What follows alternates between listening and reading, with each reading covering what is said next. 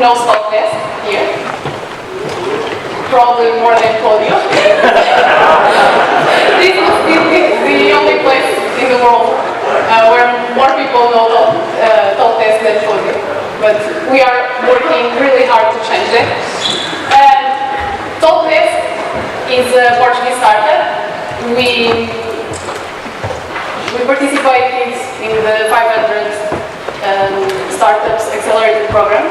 We were the first Portuguese company being accepted, and we launched publicly at TechCrunch Lisboa last year. So we are kind of like an example here in Portugal. You probably know the Talkdesk story. We participated in a contest. We built the first prototype in 10 days just to win an MacBook Air. We ended up winning the contest. Then we were invited to a startups competition in San Francisco. It was the first time we went to the United States. We won the competition, and then all this dream story came up. We were invited to join 500 Startups program. We received funding in the United States, and sometimes people notice it's like, whoa, how did you do it? Usually I say we failed a lot before. I'm only 25. I co-founded Talkdesk with a colleague from the university. And today I want to tell you the story of our first, not startup, but our first experience, me and Thiago. And the idea,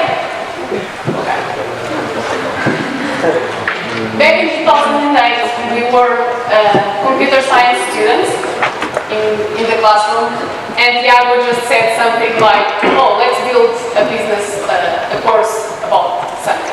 It was not even online. And I told, are you stupid? If you tell me you want to do something online, that's okay.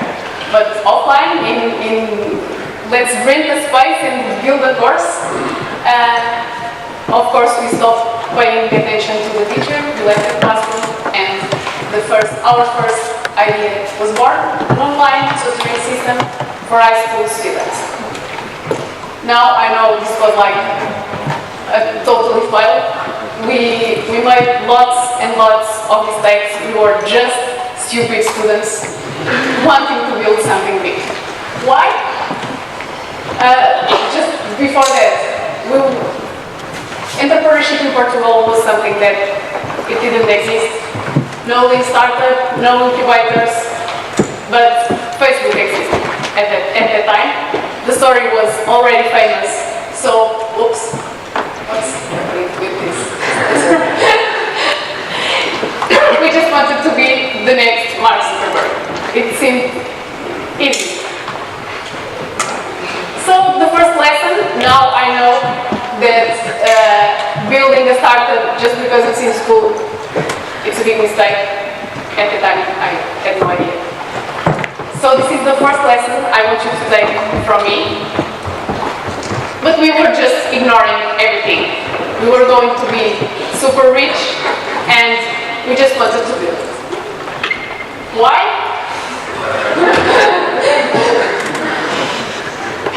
It's me, the slides, or the pointer. There are thousands of high school students. Tutoring classes are expensive and like bullshit. 2% of the market at a lower price equals success, I thought. I will try. Who wants to found a startup that builds better pointers? Actually, that's a good idea.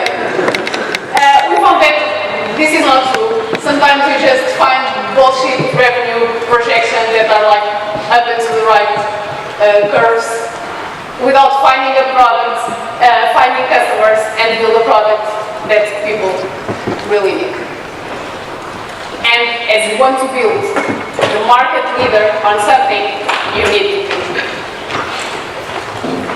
Our product was online video classes with theory explained and exercises. And as we wanted to go big, we needed as many subjects as we can. So we made a list and we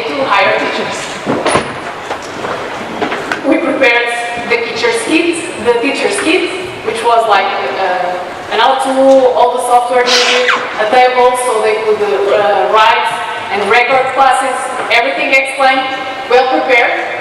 They were supposed to be unemployed, available to work, not to be expensive. We wanted to pay a fair amount, and we expected a good work. We made a list. These 4 subjects. We sent material to 7 teachers. At the end, we only have 2 classes completed, and I think the first doesn't count because I did all the work. So we were able to have a competent teacher making biology classes in video. And the lesson here is that first, the only thing you need to do is focus on something that can prove your idea. Otherwise, you will just get distracted and make lots of mistakes, but in a bigger way. 1 year later, because it took us 1 year to discover that something was wrong, we were asking ourselves, why is this so difficult? Well, we were the founders. We were working really hard to make this work. We had the kids. I made 80 hours of video classes. We reviewed everything. We made programs according to the official program of the school. We made the website, the back end. We were only 2. We were at the Institute Superior Technique. We made the course in 5 years. But teachers didn't seem to have discipline to work at home. Some of them just gave up, and the others were producing low quality work. So, people don't deliver the quality you expect, and when you start building something, you really need to have a team that is able to produce and to have the first product ready. But they come 2 years later. So we lost 2 years in this stupid idea. We have a website online, mathematics and biology ready, payments via ATM already. We sold the best subscription, which was 250 euros in the first day. It was like, whoa, this is going to work. But then,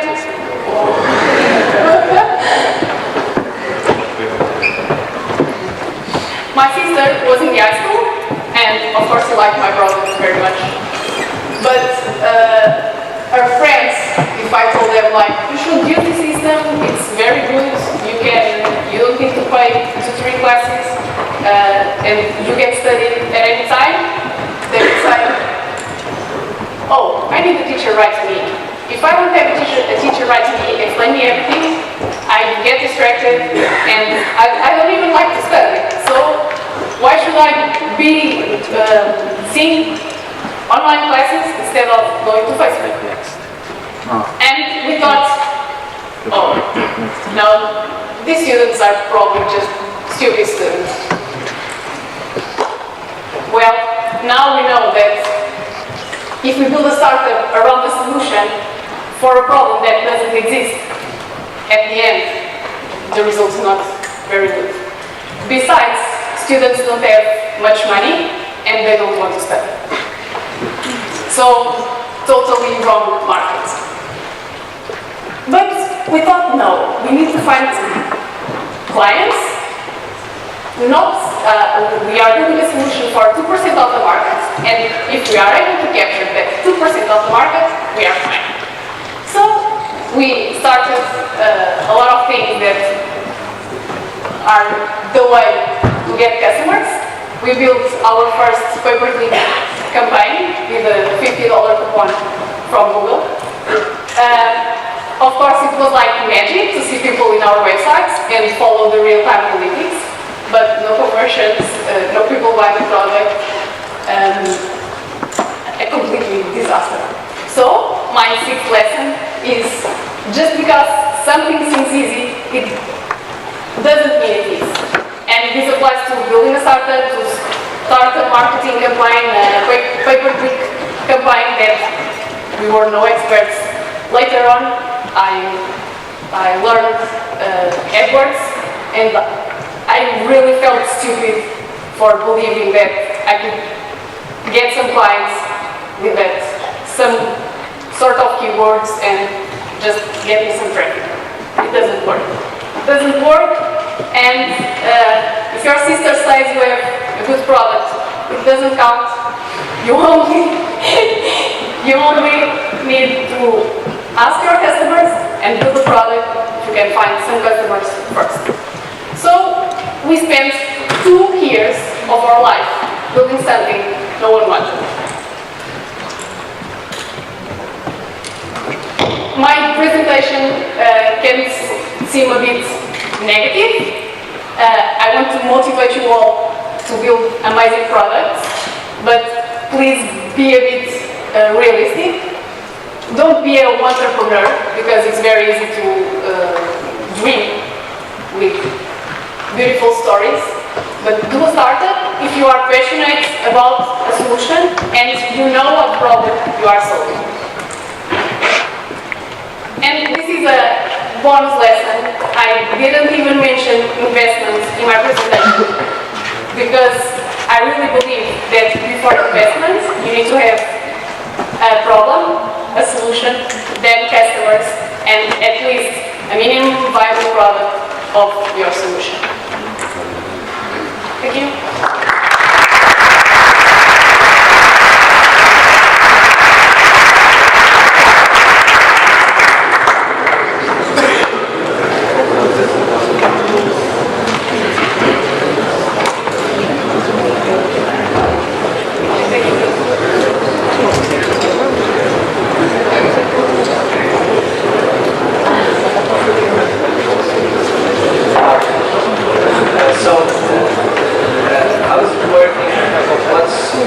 How has been the experience with Talkdesk? Do you have customers where they come from? Yes, we have customers. Of course, we have customers. We only started building Talkdesk, the real Talkdesk, when customers just started asking, when can I give you my money? And that was the moment where we realized, well, we need to turn this idea into a real product.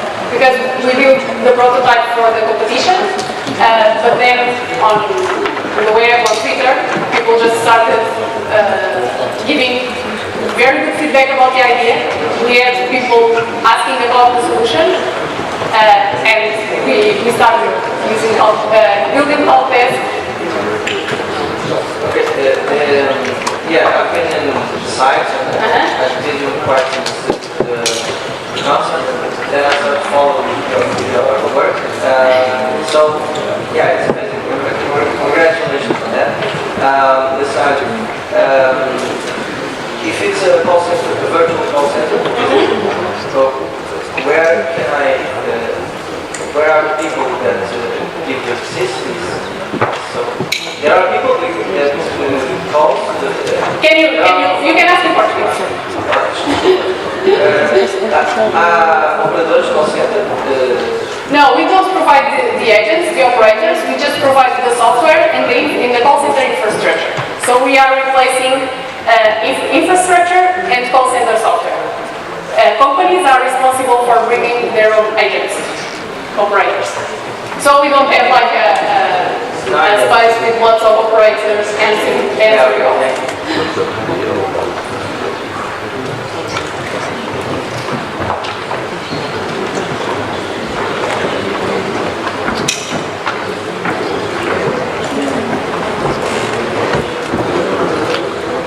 Hello, thank you. You talked about product market fit and customer development. Can you talk to us a little bit about how was that process with Talkdesk? Well, Talkdesk was like a bit different, I think, because we participated in a contest. We won the contest, and we applied with a video just to explain the concept. When the results were out, they just put our video online, and our video was really bad. But it explained the concept really well. And on social networks, actually a Google employee found us. He just tweeted our idea, and we started receiving emails and lots of contacts.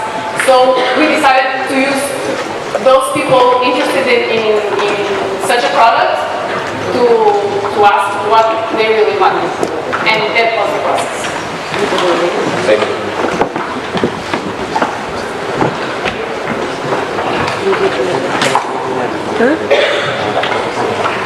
More questions?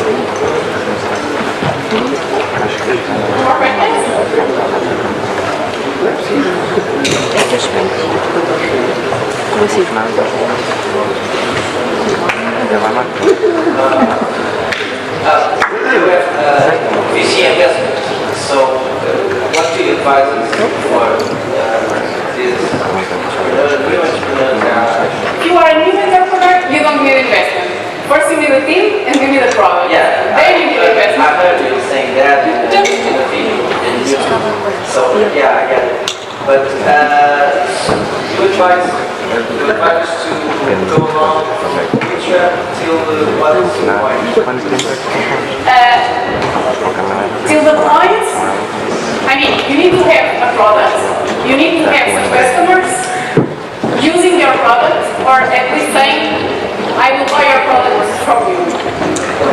You need clear evidence that you will have users. Then it depends which kind of investment do you want, of course. If you want like big investment, you need to have users, traction, you need to have a clear business model. It depends. But with just an idea, no one will give you money.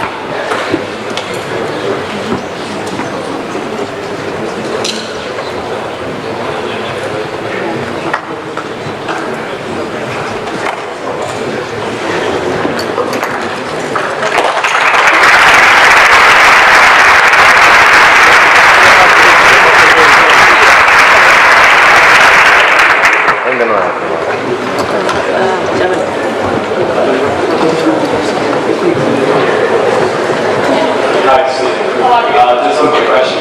What do you think is the difference between the VC investment in the US and Portugal, and how do you think Portuguese should actually develop further from your experience in the US? What's the difference? What's the difference, and you think would be happy here if you had Portuguese investment, and what should we learn from your experience in the US? Well, I believe there's very good investors in Portugal. I don't think, of course there is difference, because in the US they are used to invest in a lot of companies, and they sometimes just give the money and kind of forget. Here, the entrepreneurial ecosystem is not so recent, it's 2 or 3 years.